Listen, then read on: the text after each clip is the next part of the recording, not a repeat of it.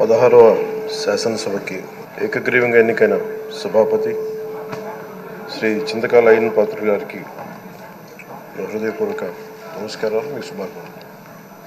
ఇది నేను మొదటిసారి అసెంబ్లీలోకి అడుగు పెట్టడం. రాజకీయ జీవనంలో ఇన్ని దశాబ్దాలు ప్రజలు మీ వాడి వేడి చూశారు. మీకు కోపం వస్తే ఋషికొండను చెక్కినట్టు ప్రత్యర్థులకి పదునైన ఉత్తరాంధ్ర యాసలో గుండు కొట్టేస్తారు.